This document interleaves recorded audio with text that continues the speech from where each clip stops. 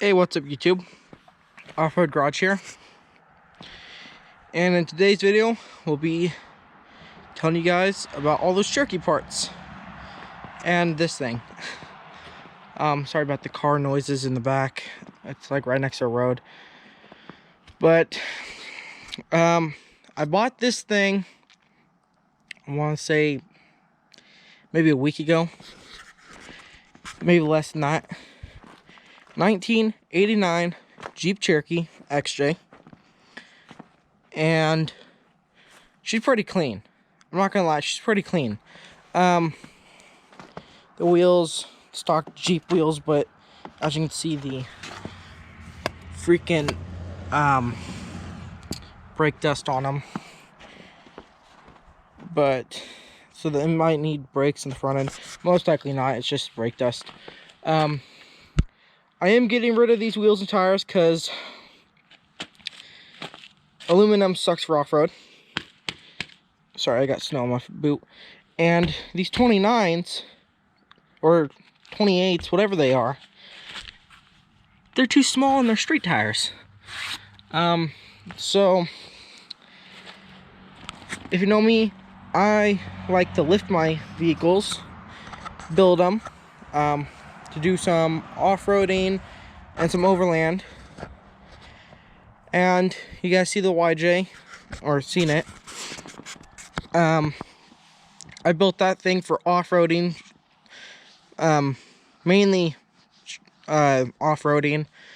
This thing will be built for my daily driver and overland vehicle. So for like Gallagher, the Blues trip, stuff like that, where I'm sleeping in the rig, I decided to just go with the Jeep Cherokee because I needed a daily driver. I needed something with decent gas mileage. I mean, my 4-cylinder gets pretty good gas mileage, and I also needed 4 doors so I could sleep in the back of it, and something longer because my YJ, I could sleep in it, but it was tight and it was not very comfortable. And this thing is like perfect for what I need it for. And I went with Cherokee, the Jeep Cherokee XJ, because of that one down there, which you probably can't see. We'll walk to that later. But yeah, so this is my new daily driving overland XJ, and tinted windows. You can see the GoPro. Someone tinted these windows. I think it was before the guy that I bought it from tinted them. Which the tint is staying, maybe not on the front 2 doors because I don't know how legal that is, but that and the tint's all screwed up. But I'm leaving the tint because of the fact that when I'm sleeping in the back, this will prevent from like sunlight coming in and blinding me in the morning and heating it up real hot in there in the mornings when I'm sleeping. The interior is very, very clean, like pretty clean. The carpet's gone, but it's got floor mats. The headliner, it is a sunroof vehicle. The switches are under the headliner that someone custom made this new headliner for. As you can see, it's all sagging. We're gonna pull the headliner out because I don't need a headliner. Either that or we somehow find out how to suck the actual cardboard up and do this better. But surprisingly enough, this still holds the latch, aftermarket radio, aftermarket speakers, dash cover, and the only reason that's there is because that one spot. And doors, panels are in pretty clean shape. I mean, you can see where people's grabbed with their nasty hands, including my hands. I don't know if you can see that, but it needs a pin or something in there to hold it a little bit better. Chrome everywhere. But yeah, nice clean door handles, power windows, which I find kind of weird because that 89 Cherokee down there has manual windows. but makes it a little bit easier to roll down the windows. That window does not work, doesn't go up and down. I don't know why, so we'll have to figure that out. Like I said, no carpet. That's the only rust in this Jeep, really, is the floor. Back window tint scratched up. This winky dinky spare tire is coming out because it's junk. Because I don't need that stock small 30, or not 30, but that stock small like 26 inch tall tire, 28, whatever it is. I'm thinking about replacing these seats. As you can see, it's not very in there very good. I got 2-door Cherokee seats that I think I'm going to put in here, so that they fold forward and I get a little bit more headroom or leg room depending on how I sleep in it. It is an automatic with a 242 transfer case. You get the 2-wheel drive, full part-time 4-wheel drive, full-time 4-wheel drive, neutral, and 4-low. That's how you know you have 242. I think that's what the numbers are on them. But all in all, pretty clean Cherokee. Went to Union Gap and picked it up for $1,600. So this is the beginning of the build series on this XJ. Like I said, the body's clean, very straight body. Just pan around that for a second. Other than the dirt and stuff, but yeah, it is a very clean. There is a couple chips in the windshield, but they're not cracked yet, so I'm gonna end up sucking them with that tool and then gluing them so they don't spread. The sunroof does work. What I really like about this Jeep is the factory fog lights on the bumper, which I kind of thought they should have had some tow points on it, but they might have been removed for this. So this will get me unstuck if I leave it on there. But yeah, all in all, pretty clean Cherokee. We'll start it up and let you guys hear it. I like these old Cherokees. 2 keys. You could hear the fuel pump, probably. Takes a second to start. Oh. I plugged back in the washer fluid squirter, and now it's saying washer low. Only bad body damage is this bumper, which I don't care about because I'll show you in a second. I have a spare tire carrier bumper, but pretty nice sounding Jeep. Fender flares are a little discolored. This one, I don't know if you can see it, but it's got a red accent, so I think this one might have been changed. It is a clean title Cherokee, so, but we'll pop the hood so you guys can see under there. It's cold, so the hood latch is kind of stiff.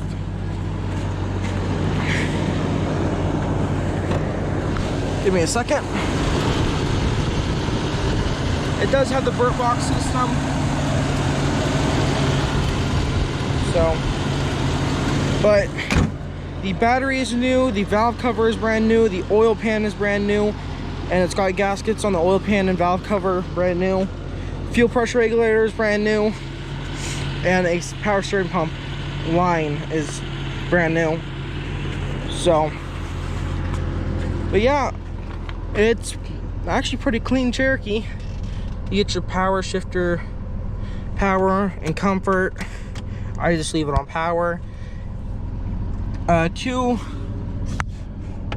know if you can see that. 1 second. 267 for the mileage. Go ahead and shut this off. 267,000 miles, which for a Cherokee and the 4-liter isn't bad. And for how clean and straight this thing is, I'm surprised with that many miles. The only real rust you have on the outside is this cowl panel. It's a little rusty. But other than that, and then maybe a couple dings in the paint. But other than that, it's pretty much rust free. And the floor in there's got some rust, but it's just all surface rust. But yeah, this is a 100% stock Jeep Cherokee. So it is the Laredo package. So, but yeah, I'm excited for this build. So we'll go down this Jeep Cherokee. Show you guys what's up with I got for free. Little backstory on it. It was my dad's Jeep Cherokee that he built for off-roading, and as you can see, it's all dented up and beat to crap and back. But the guy that we sold it to, I had talked to him because I was telling him I wanted to buy a Cherokee for overland, and that this was the perfect parts one because it has a 4.5-inch lift. Actually, it's got like a 5-inch in the front and 6-inch in the rear is what I'm told. But it's a 4.5-inch actual kit. But so the dude told me that if I switched the axles, this was like a few weeks after I told him I would like to buy it back and told him my plans. He told me, well, if I switch the axles out from it and put them into his 98 Jeep Cherokee, I could have the Jeep back, because my dad was running a 44 in the rear, which came in factory Jeeps. The 87 Cherokees. He had found one and put it in the rear and got it re-geared to 373, and then had a V6 Cherokee front axle in it that was 373, because my dad used to part out Cherokees all the time way back in the day, and used those parts to build this thing. So I went over there and I did the flip for I switched the 44 and the Dana 30 and switched them over into his Jeep so he could have lower gears, because if you know, these Cherokees have 355 gears factory. So he just wanted the axles and my dad's custom front bumper, which is gone. He removed that and took the winch off of it too. The grill is in the back of it because we had to pick it up with a skid loader and it was gonna smash it, so we just decided to remove it. Oh, this one's pretty much gutted. It is an 89, but as you can see, it's got the new radiator system in it, which might go into that one. Same exact year, model, everything, except it was factory black. And when my dad had it, you can see the old yellow paint on it. It was painted yellow, and we called it the Tweety Jeep. We had little Tweety bird stickers on it. I think they were like right here, or maybe right here. You can see all the old stickers that were here. This thing was a beast when it was running and driving. But the dude pulled the transmission, the transfer case out of it. I did get the transmission back, but the transfer case went into his Cherokee. Try not to slip and fall. And he got pretty much half of the good stuff. Basically, I have a lift kit and a roof rack here, you know, spare hatch and stuff. You can see the yellow paint. I know this door opens. Maybe I gotta push on it. I don't know, it froze.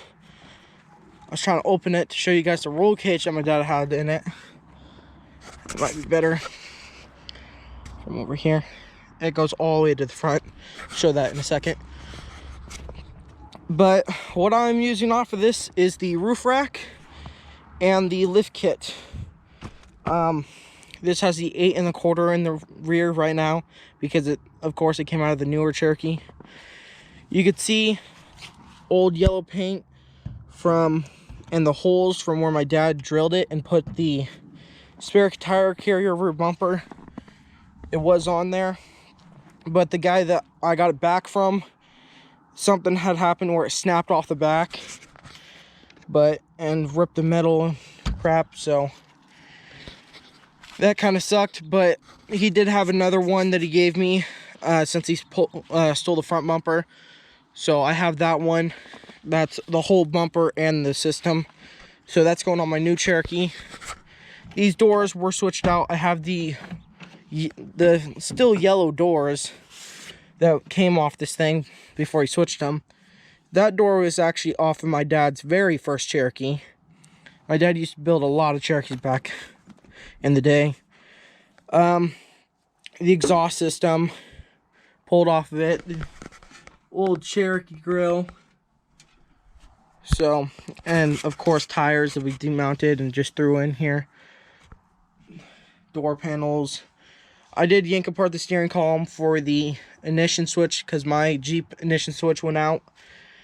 But these are the two-door Cherokee seats that I was telling you guys about. They're not too bad, but as you can see, it's got this little switch right here. That one's kind of ripped up. But these seats fold forward a lot more, and so that's why I'm taking these seats and putting it in that one, so I can take it for overland and sleep out of it. Here's that roll cage I was telling you guys about. This roll cage will be sold because I'm only using that Cherokee for a daily driver and a overland rig, so I don't really need that. And I'm only running 31s. Switch panel for the lights, which will be took and put onto my new one. As you guys can see, the lights mounted up there. They're actually KC lights. The tractor lights in the back. This door might even be off of my dad's first. No, it's a factory red Jeep. Never mind. But door hinges stuck. The fenders smashed to crap. Cut and folded fenders. Well, these ones aren't because my dad ran out of time when he first built this. But basically what he did is he cut the inner support out of these fenders and then just self-tapped them back on. And that's how these ones are all mounted, which mine will probably be done maybe if I cut the fenders. And then bumper support, brackets. I don't know if they're on all the Cherokees, but the one that he switched, he never took those and it didn't have them. But as you can see, it's pretty sad. Really run down Cherokee. That window went to my sister's 90 Cherokee. This was my dad's first Cherokee door. Steering column's all shot. It's actually an 84 steering column. But like I was saying, oh wow. Wow, this one actually latches too. Not as good as my other Cherokee, but this one had 49 miles on it. Take all these toggle switches and switch them over. The light switch for the roof rack lights. This is what they look like without the headliner. As you can see, this rough country shock is bent to crap because it was seized on, so we had to beat it to crap to get the bolt off the top. So I will be replacing the shocks. I was going to anyway. Here's a better look at that roll cage. But yeah, so that's the plan. My Cherokee will be built off these Cherokee parts. I think these are the folding mirrors, which are good for a trail.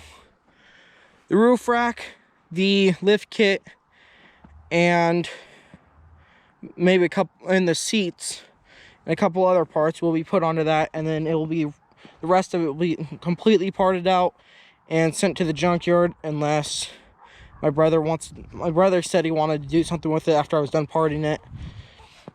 Kind of sad, but oh well. It's a way better start than trying to fix this one. This one died because of the dude that bought it from us.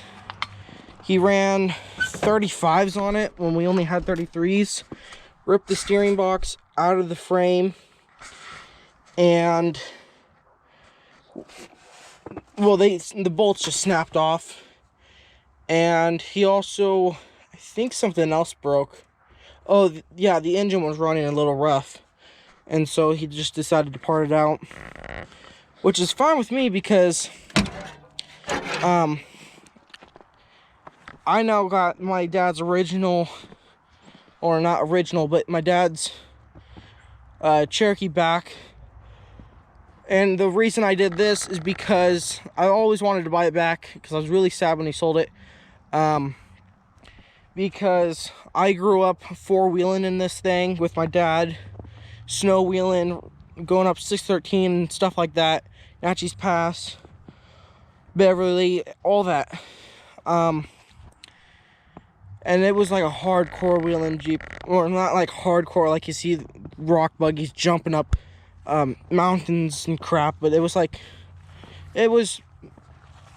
a wheeling Jeep, and that's what he strictly made it for.